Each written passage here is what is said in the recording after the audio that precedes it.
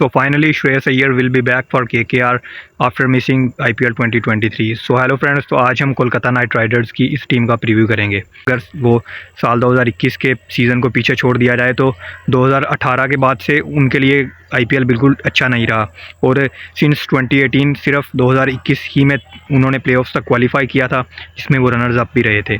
तो उनके लिए प्रॉब्लम्स रही हैं उस मेगा ऑक्शन के बाद से।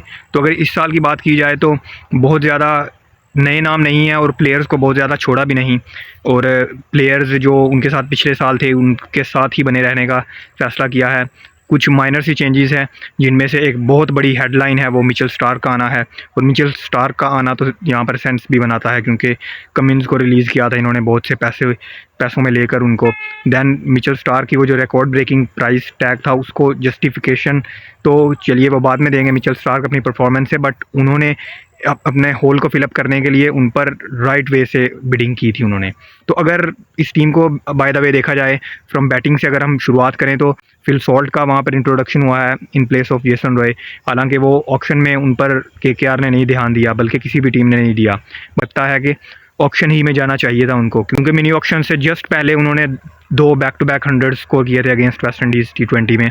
तो वो उनके लिए शायद काफ़ी था ऑडिशन फिल सॉल्ट के लिए, बट स्टिल वो अनपिक्ड गए थे। बट फॉर्चुनेट उनको अपने आप को समझना चाहिए, क्योंकि अभी वो रिप्लेसमेंट के तौर पर KKR के लिए फ़िट हो गए हैं और उनका इस टीम में फ़िट होना बहुत सेंस बनाता है, क्योंकि एक तो विकेट कीपर भी नहीं कोलकाता के पास, एंड सेकेंडली जो चीज़ है वो ओवरसीज़ बैटर जो ओपनर खिलाना था उनको, जो पिछले साल भी तलाश कर रहे थे। कभी लिटन दास के साथ जा रहे थे तो कभी रहमानुल्लाह गुरबाज के साथ, and at times Jason Roy भी खेल रहे थे उस रोल पर।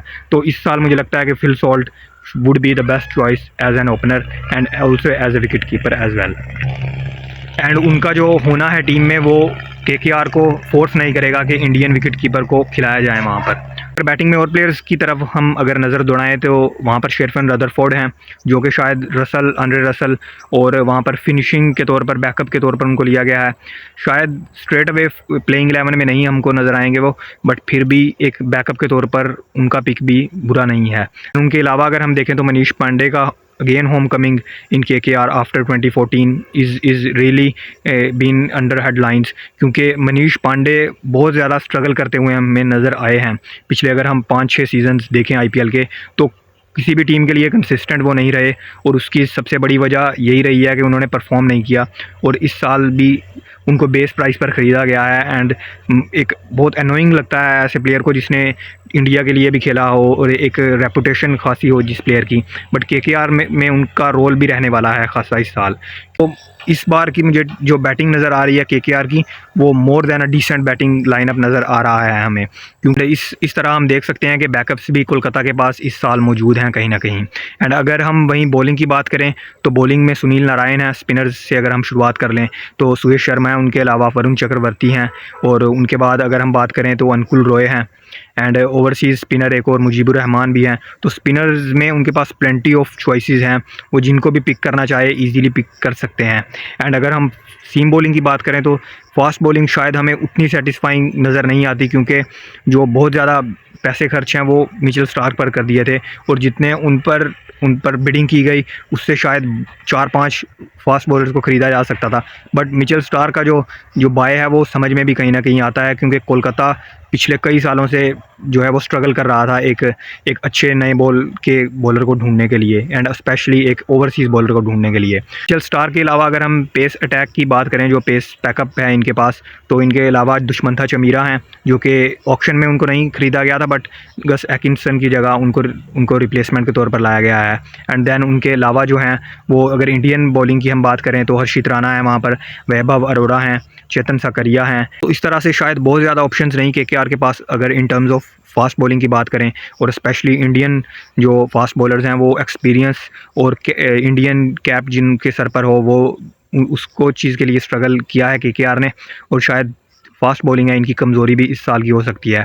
बट अगर स्पिनर्स इनका ठीक से अपने रोल को अपनाते हैं, क्योंकि स्पिनर्स जैसा कि मैंने बात की बहुत ज़्यादा हैं इनके पास, चॉइसेस बहुत ज़्यादा हैं स्पिनर्स के लिए, तो कुछ ज़्यादा मुश्किल इनके लिए नहीं रहने वाली।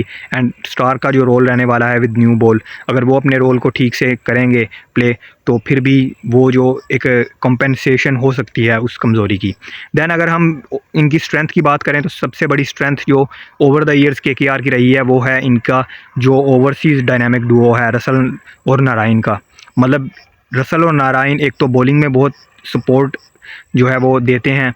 जो सुनील नारायण है वो एक मिस्ट्री स्पिनर हैं। दैन अगर हम बात करें एंड्रे रसल की, तो एंड्रे रसल जो हैं वो एक ऑलराउंडर के तौर पर काम आते हैं और फिनिशर के तौर पर काम आते हैं, और दोनों ये प्लेयर्स हैं जो वो केकेआर के लिए ओवर द ईयर्स फिनिशिंग अपने रोल को भी निभाते आ रहे हैं। दैन अगर दूसरी इनकी स्ट्रेंथ की बात की जाए तो इनकी दूसरी स्ट्रेंथ है इनकी स्पिनर्स, क्योंकि स्पिनर्स एक तो क्वालिटी स्पिनर्स हैं और उसके अलावा स्पिनर्स के पास ऑप्शंस बहुत हैं इनके पास स्पिनर्स के। और उसमें भी ख़ास बात यह है कि इंडियन स्पिनर्स इनके पास हैं। वरुण चक्रवर्ती हैं, सुयश शर्मा हैं, जिन्होंने पिछले साल इम्पैक्ट प्लेयर के तौर पर खेलते हुए इम्प्रेस किया था सभी को। एंड देन उनके अलावा अंकुल रॉय भी हैं। तो अगर ओवरसीज स्पिनर्स की बात की जाए तो मुजीबुर रहमान हैं एंड देन सुनील नारायण हैं। तो इस तरह स्पिन पैक इनका शायद सबसे जो in terms of versatility and in terms of backups इनके पास शायद बेस्ट इस वक्त स्पिन पैकअप है अगर हम बात करें इस आईपीएल की। तो ये भी एक स्ट्रेंथ है इनके पास। तो अगर इस टीम की बेस्ट 11 बनाने की हम बात करें तो ओपनर्स से अगर शुरुआत की जाए तो फिल सॉल्ट को मैं स्ट्रेट अवे रखूँगा उस लिस्ट में। Then Venkatesh Iyer as an second opener and number 3 पर मुझे लगता है कि नीतीश राणा होने चाहिए, 4 पर कैप्टन श्रेयस अय्यर, 5 पर रिंकू सिंह, 6 पर आंद्रे रसल, 7 पर सुनील नारायण, 8 पर मिचेल स्टार्क, दैन 9 पर हर्षित राणा। 2 अगर स्पिनर्स की जो स्पॉट्स बचती हैं तो उसमें वरुण चक्रवर्ती और सुयश शर्मा स्ट्रेट अवे में उनको रखूँगा। दैन अगर इम्पैक्ट प्लेयर की बात की जाए तो बॉलिंग ऑप्शंस बहुत ज़्यादा हैं, क्योंकि अब इस 11 की अगर हम बात करें तो एज एन इम्पैक्ट प्लेयर मैं यहाँ पर रखूँगा मनीष पांडे को, क्योंकि उनका भी इस टीम में रोल काफ़ी खासा रहेगा।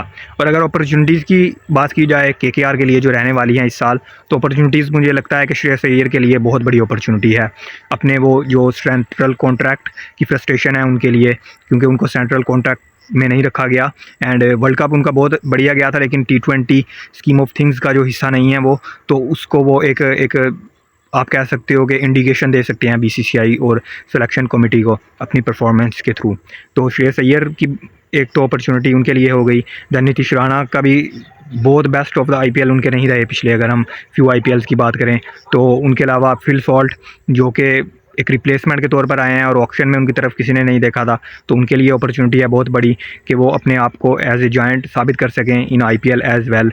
उनके अलावा आंद्रे रसल और सुनील नारायण, जिनका दी बेस्ट परफॉर्मेंस हमने नहीं देखा पिछले 2-3 साल से, तो उनके लिए भी अपने रेपुटेशन को रीगेन करने के लिए एक अपॉर्चुनिटी रहेगी इस साल। तो एज ए होल अगर हम बात करें तो केकेआर बुरी टीम नहीं नज़र आती, बट फिर भी मुझे वो 100% मैं नहीं हूँ कि ये प्लेऑफ्स में क्वालिफाई कर पाएगी या नहीं, लेकिन अगर ये अपने पोटेंशियल पर बैटिंग पूरी खेलती है और स्पिनर्स अच्छा काम करते हैं और फास्ट बॉलिंग है जो वो सपोर्ट ठीक तरह से देती है स्पिनर्स को, तो ये टीम प्लेऑफ्स में भी क्वालिफाई कर सकती है।